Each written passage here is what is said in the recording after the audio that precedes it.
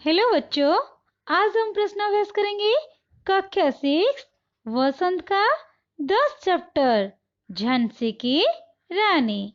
इस कविता का कवयित्री सुभद्रा कुमारी चौहान। चलो शुरू करते हैं प्रश्नाभ्यास। कविता से प्रश्न नंबर 1। किंतु कालगति चुपके चुपके काली घटा घेर लाई।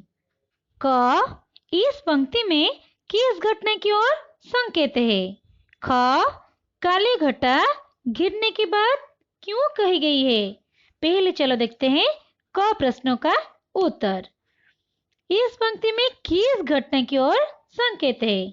उत्तर, इस पंक्ति में रानी लक्ष्मीबाई के पति गंगाधर राव की मृत्यु की ओर संकेत है। चलो देखते हैं ख प्रश्नों का उत्तर। काली घटा गिरने की बात क्यों कही गई है? उत्तर, राजा जी की मृत्यु के उपरांत रानी झांसी के ऊपर एक बाद एक विपत्ति आने लगी। अंग्रेजों की नीति थी कि वे निसंतान राजा की मृत्यु के बाद उस राज्य पर अपना अधिकार कर लेते थे। रानी के जीवन में दुख का अंधकार छा गया, इसीलिए काली घटा गिरने की बात कही गई है। प्रश्न नंबर 2। कविता की दूसरी पंक्ति में भारत को बूढ़ा कहकर और उसमें नई जवानी आने की बात कहकर सुभद्रा कुमारी चौहान क्या बताना चाहती है? उत्तर, कवयित्री सुभद्रा कुमारी चौहान ने भारत को बूढ़ा इसलिए कहा क्योंकि तब भारत की दशा बहुत शिथिल और जर्जर हो चुकी थी। शिथिल का मतलब क्या है? शिथिल का मतलब कमजोर या निर्बल। और जर्जर का मतलब क्या है? जर्जर का मतलब टूटा फूटा या खंडित भी कह सकते हो। भारत लंबे समय से अंग्रेजों की गुलामी से हर तरह से कमजोर हो रहा था। नई जवानी आने की बात कहकर कवयित्री यह बताना चाहती थी कि अपनी खोई हुई आजादी को हासिल करने के लिए देश में नया जोश का मतलब क्या है? जोश का मतलब उत्तेजना या उफान, जोश उत्पन्न हो गया था। अब उनमें आशा और ऊर्जा का नया संचार हो गया। संघर्ष करने की शक्ति आ गई और वे स्वतंत्रता पाने के लिए प्रयास करने लगे। प्रश्न नंबर 3। झांसी की रानी के जीवन की कहानी अपने शब्दों में लिखो और यह भी बताओ कि उनका बचपन तुम्हारे बचपन से कैसे अलग था, अर्थात हमारे बचपन से उनका बचपन कैसे अलग था उसके बारे में लिखेंगे। उत्तर, झांसी की रानी का नाम लक्ष्मीबाई था। बचपन में उन्हें छबीली नाम से पुकारा करते थे। वे अपने पिता की एकलौती संतान थी। वे कानपुर की नाना साहब की मुंह बोली बहन थी। मुंह बोली बहन का मतलब वह बहन जो वास्तव में बहन न होने पर भी कहकर बनाई गई हो या वो जिसके साथ बहन का नाता लगाया गया हो उसे कहते हैं मुंह बोली बहन। लक्ष्मीबाई बचपन से ही वीर और साहसी थी। लक्ष्मीबाई का विवाह झांसी के राजा गंगाधर राव से हुआ, परंतु राजा की आकस्मिक मृत्यु से रानी के ऊपर संकटों के बादल लहराने लगे।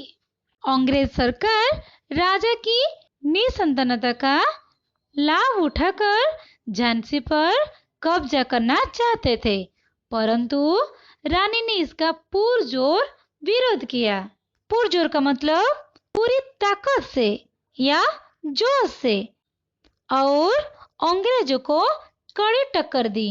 लक्ष्मीबाई का बचपन अन्य बच्चों से भिन्न था। उनकी उम्र के बच्चे खिलौने से खेलते थे, परंतु उनकी खिलौने बर्छी, ढाल, कृपाण जैसे हथियारों थे।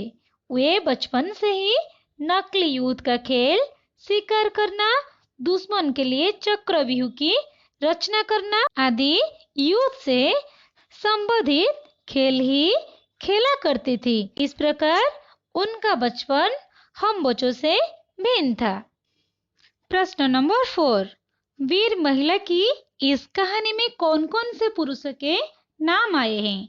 उत्तर, इस कहानी में वीर शिवाजी, नाना धुंधुपत, पेशवा, तातिया, अजीमुल्ला, अहमद शाह मौलवी, ठाकुर कुंवर सिंह, सैनिक अभिराम आदि अनेक वीर पुरुषों के नाम आए हैं। अनुमान और कल्पना। प्रश्न नंबर 1, कविता में किस दौर की बात है? कविता से उस समय के माहौल के बारे में क्या पता चलता है? उत्तर, कविता में वर्ष 1857 के प्रथम स्वतंत्रता संग्राम के दौर की बात कही गई है। इस संग्राम में झांसी की रानी लक्ष्मीबाई ने महत्वपूर्ण भूमिका निभाई थी। उस समय के माहौल के बारे में यह पता चलता है कि देश गुलाम था, यानी अंग्रेज शासन कर रहा था और लोगों के दिलों में देश प्रेम की ज्वाला भड़क रही थी। वे आजादी पाने के लिए लालायित थी। लालायित का मतलब लालच। प्रश्न नंबर 2, सुभद्रा कुमारी चौहान लक्ष्मीबाई को मर्दानी क्यों कहती है? उत्तर, वीरता, साहस, हिम्मत, ताकत, युद्ध कौशल, घुड़सवारी, तलवारबाजी, ये सभी मर्दों वाली गुण उनमें विद्यमान था, यानी पुरुष वाले गुण उनके पास भरपूर था। रानी लक्ष्मीबाई ने वीर सेनापतियों की तरह अंग्रेजों से युद्ध किया और झांसी की रक्षा करती रही, इसीलिए कवयित्री ने उन्हें मर्दानी कहा है।